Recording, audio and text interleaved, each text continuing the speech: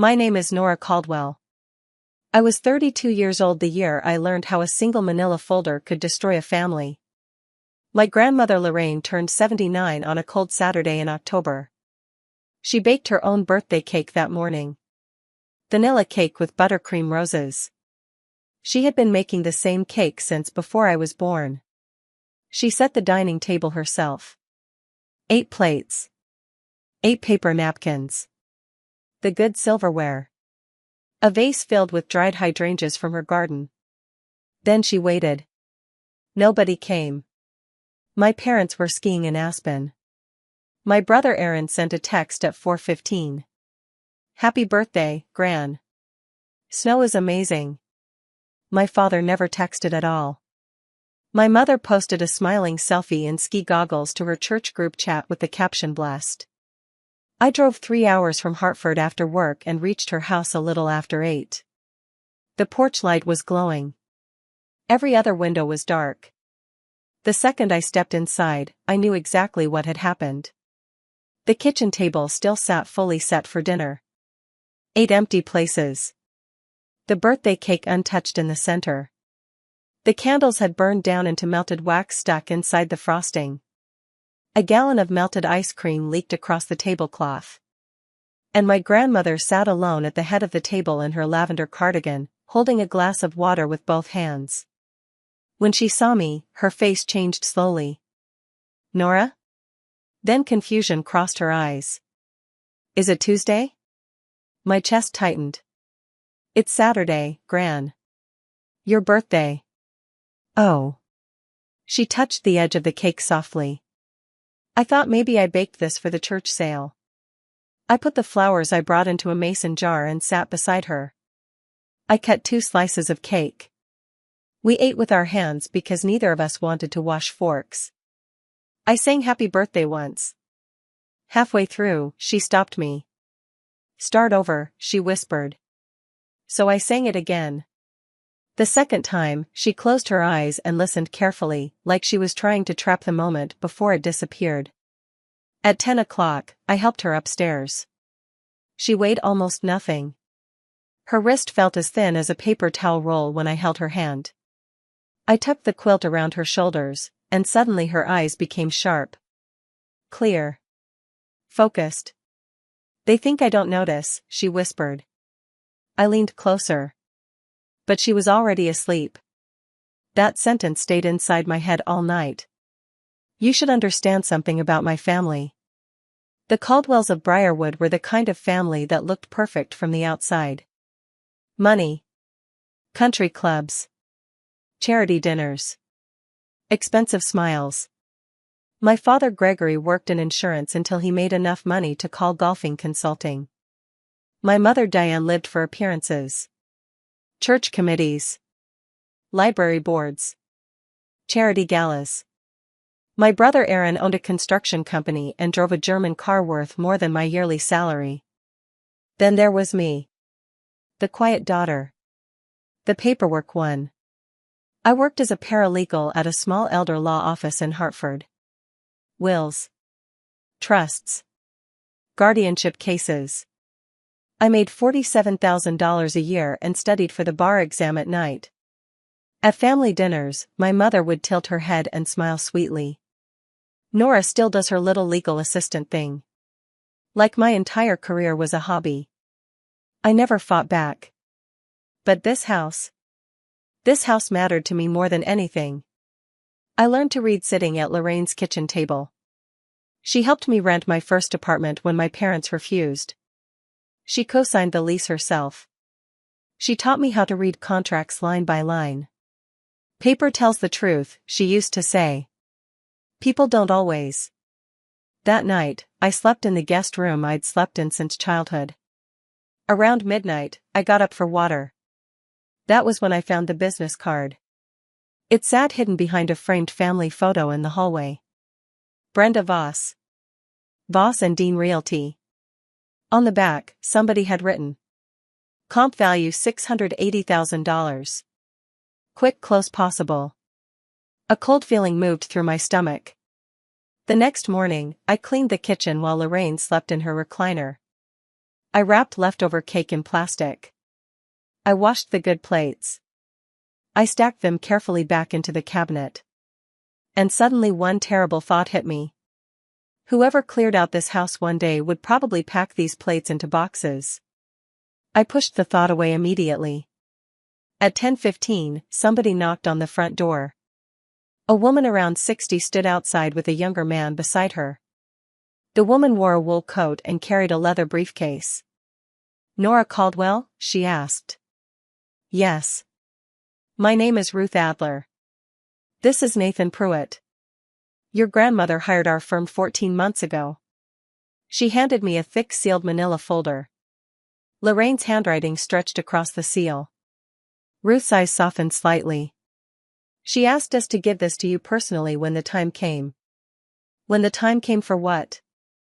Ruth glanced through the screen door toward Lorraine sleeping in the recliner. "Come to my office when you're ready," she said quietly. "And don't discuss this with your parents before we talk." Then they left. I stood frozen on the porch holding the folder. It felt heavier than paper should feel. My phone buzzed immediately. A text from my mother. "Who was at the door? Don't sign anything." I ignored it. Inside, I sat at the kitchen table staring at Lorraine's signature across the seal. Her handwriting looked strong. Careful. Intentional. Not confused. Not weak. I opened it. Inside were legal documents. A trust agreement. A deed. A durable power of attorney. Medical evaluations. Notarized signatures. And clipped on top was a handwritten note. "Nora. When they come for the house, open this. Everything you need is here. I love you. I'm sorry. It has to be you." I read the note again and again. When they come for the house. Not if. When. 14 months earlier, Lorraine already knew somebody would try to take her home. I could hear her softly snoring in the recliner while I sat there shaking. She had known. She had prepared.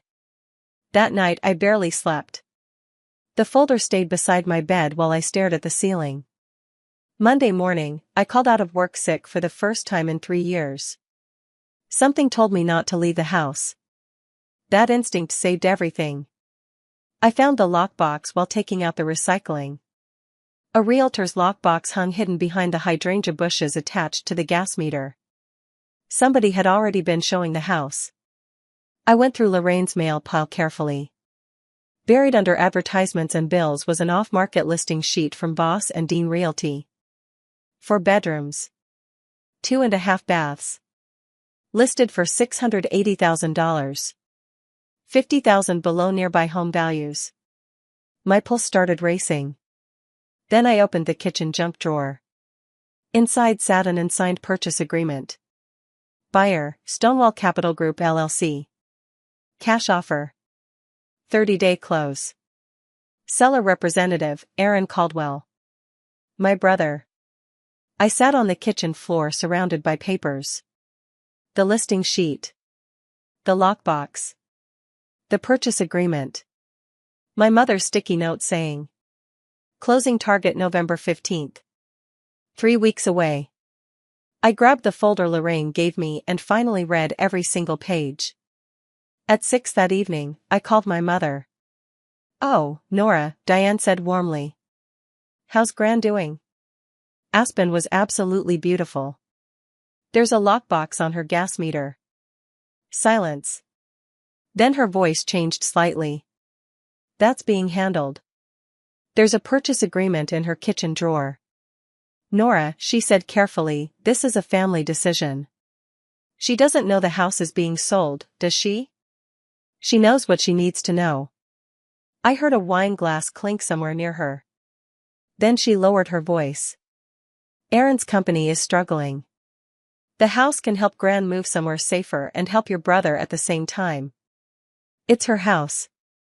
"Your grandmother has dementia," Diane snapped suddenly. "She leaves the stove on. She gets lost driving. She is not capable of making decisions about a $680,000 asset. Then she said the sentence I never forgot. She won't even remember the house by Christmas. The silence after that hurt worse than yelling. Finally I said quietly, "Good thing I remember." Then I hung up. The next morning, I drove to Ruth Adler's office in Hartford. The waiting room smelled like old books and tea. Ruth led me into a conference room and placed tissues between us before she even sat down. "Your grandmother came to me 14 months ago," she said softly. She was frightened. Of what? Of exactly what is happening now. Ruth explained everything carefully. Lorraine noticed her memory slipping long before anybody else admitted it. First names. Then appointments. Then directions. One day she got lost driving home from the post office. The next morning, she hired Ruth. She told me, Ruth said quietly, "My son will do whatever Diane tells him. And Diane will sell the house the second I can't stop her." My stomach twisted. "She chose you specifically, Nora. She said you were the only person who understood what the house meant." Ruth opened the trust papers. 14 months ago, Lorraine legally transferred the house into a living trust. While Lorraine remained mentally capable, she controlled it herself. But once she became incapable, control passed automatically to her chosen successor trustee. Me. Not my father. Not Aaron. Me. Then Ruth showed me the medical evaluation. A neurologist confirmed Lorraine had full legal mental capacity the day she signed everything. She understood exactly what she was doing, Ruth said. Tears burned behind my eyes. My grandmother knew her own family might betray her. So she protected herself before she forgot how. "She didn't choose my father," I whispered. "No," Ruth said gently. "She did not."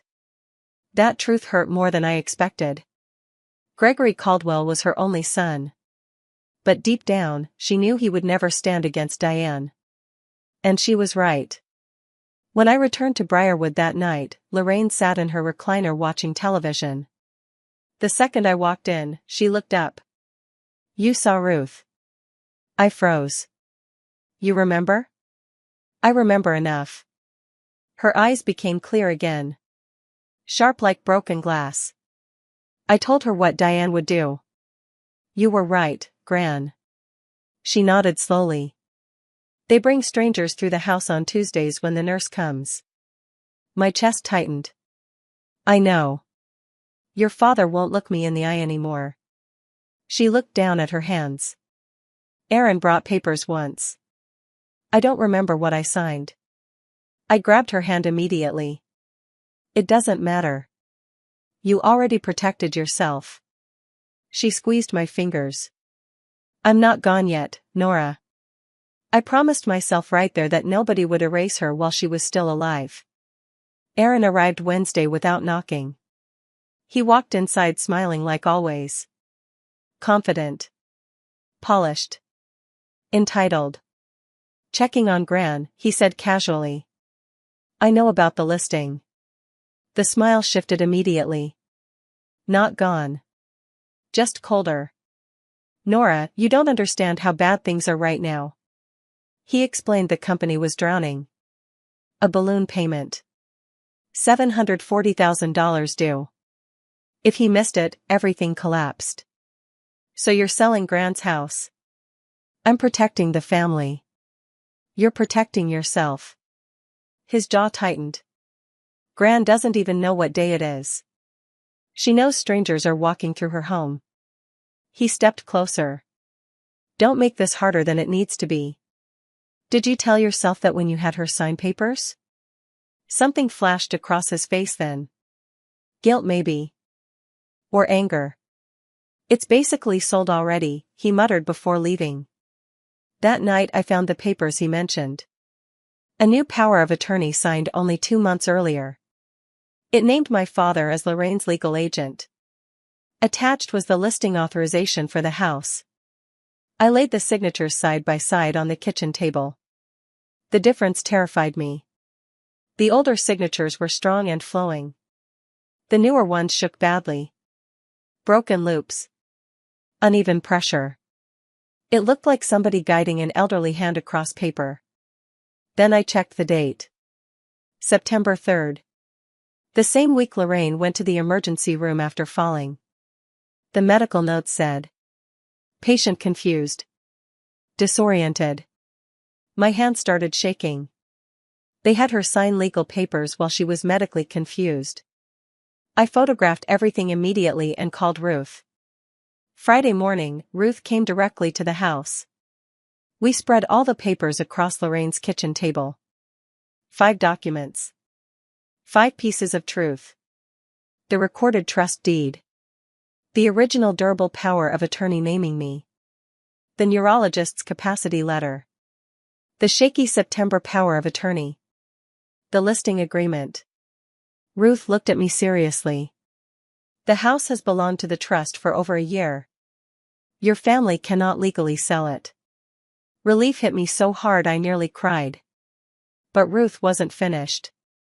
If they had Lorraine sign additional paperwork after her decline began, those documents may be invalid. They did. Ruth nodded once. Then this sale ends the moment the title company sees these papers. We made a plan. No screaming. No public drama. Just documents. Facts. Paper. Ruth explained title companies feared bad paperwork more than lawsuits. If we walked into closing with proof, the sale would collapse instantly.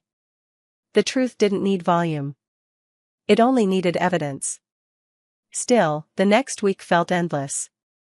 My mother started calling relatives first. Suddenly family friends phoned me nonstop.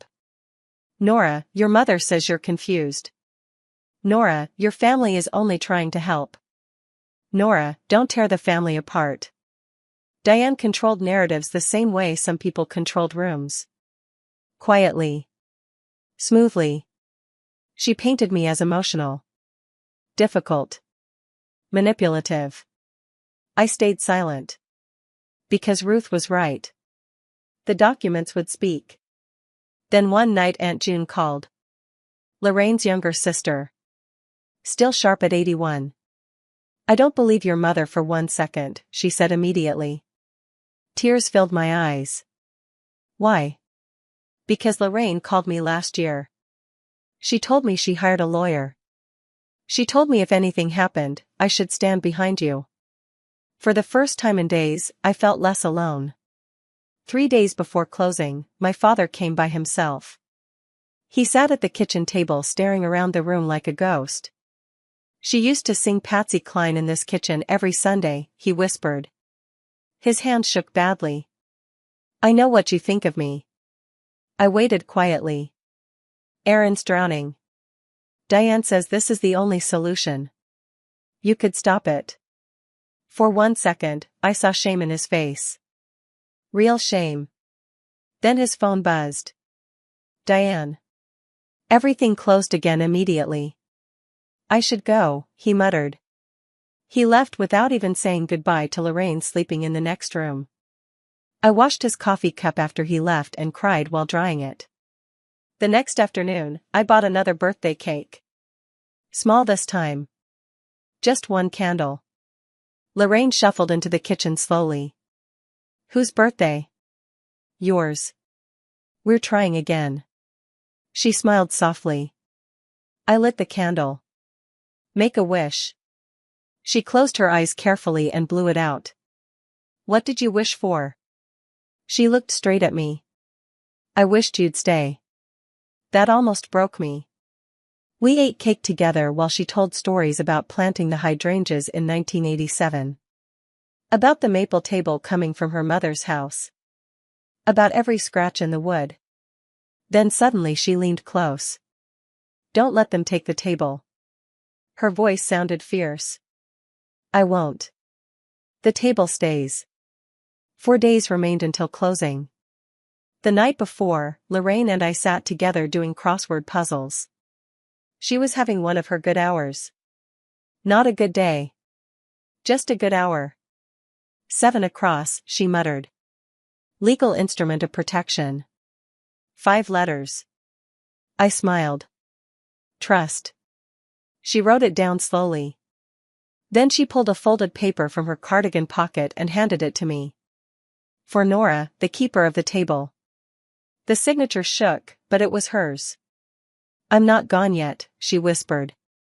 I know, Gran. The next morning, I dressed in my work clothes. Simple blouse. Black flats. The same shoes I wore the night I found her alone at her birthday table. Ruth met me outside Capital Title Services at 1:50. Conference room B felt cold and tight. 10 chairs. Oval table. Water pitcher. Printer humming quietly.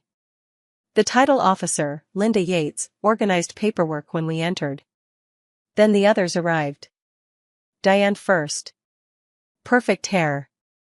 Pearls. Bright fake smile. Aaron followed carrying a leather folder. Gregory came last looking pale and exhausted. Brenda Voss the realtor entered beside them. Then the buyer representative. Everybody took seats. Diane saw the folder in my hands. Her smile stiffened. What are you doing here? Taking a seat. The room became silent. Ruth calmly removed documents from her briefcase one at a time. First, the recorded trust deed. Second, the original durable power of attorney. Third, the medical evaluations proving Lorraine had capacity when she signed those papers and lacked capacity later. Linda Yates read carefully. Very carefully. Then she looked at Brenda. You told me the trust was dissolved. Brenda went white. Ruth spoke quietly. The trust was never dissolved. The house belongs to the trust. This transaction cannot legally proceed. Linda squared the papers neatly. Then she said the 5 words that destroyed everything. I cannot close this transaction. Nobody moved. Nobody breathed. Aaron gripped the chair so hard his knuckles turned white. Diane stared at me in disbelief. Then she exploded. This is ridiculous. Nora is a paralegal. She has no authority. Ruth stayed perfectly calm. The trustee has full authority. Aaron stood abruptly. If this falls apart, my company dies. Your financial problems are not this office's concern, Linda replied coldly. Aaron turned toward me desperately. You're destroying this family. I looked directly at him. You tried to sell a confused 79-year-old woman's home while she sat alone on her birthday waiting for people who never came. His face twisted. You had her sign papers during a hospital stay. Silence. You lied to the title company. Nobody spoke. Even Diane stopped crying for a second. Then she pointed at me with trembling fingers. You'll regret this. When Aaron loses everything. When this family falls apart. Remember this moment. I stood slowly. You don't get to decide what she's worth. Then I picked up the folder and walked out. Outside, the November air hit my face hard. Cold. Clean. Free. I stood there breathing deeply while Ruth touched my arm gently. You did well. I just did what she asked me to do. That's exactly why you did well. When I got back to Oakwood Lane, the porch light glowed softly. The house looked exactly the same. Safe. Still standing. Lorraine slept in her recliner with her crossword on her chest. I knelt beside her carefully. It's done, Gran. Her eyes opened slowly. Cloudy at first. Then clear. Did you keep the table? I laughed through tears. I kept the table. She smiled. Good girl. Then she fell asleep again. I sat beside her on the floor staring through the doorway at the maple kitchen table. Still standing exactly where it always had. The folder sat safely in my bag. The note stayed in my wallet. And for the first time in 9 days, I stopped counting. 8 weeks later, Aaron missed the balloon payment. His company collapsed. The bank started foreclosure proceedings. He sold the expensive car. Eventually he got a job working for another construction company. He never apologized. My mother's reputation slowly cracked apart around town. Small towns remember things. People talked. Church friends grew distant. Library board meetings stopped inviting her. She and my father quietly moved away to a condo in West Hartford. My father emailed once months later.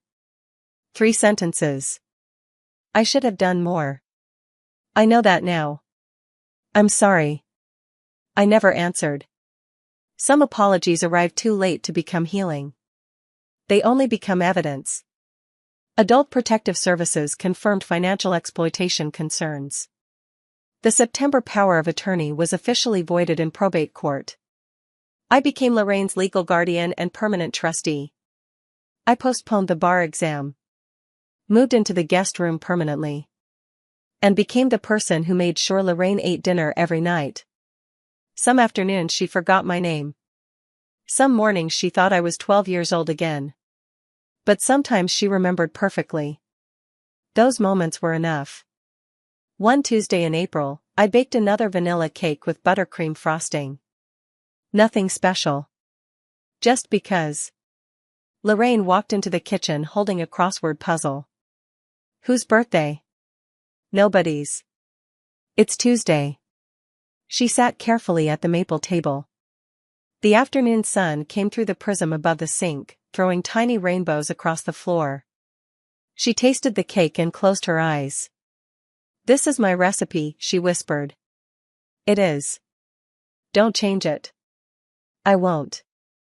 We sat there together in the quiet kitchen while sunlight moved slowly across the table. The same table they almost stole. The same table Lorraine protected before anybody realized she needed protecting herself. That was the thing I learned through all of it. A person's worth does not disappear just because their memory fades. And sometimes the quietest person in the family is the only one still listening closely enough to remember what love looks like. One empty birthday party. One manila folder. And one grandmother who remembered first. If this story moved you, don't forget to like the video and subscribe to the channel for more real-life stories like this. And tell me in the comments, what would you have done in my place?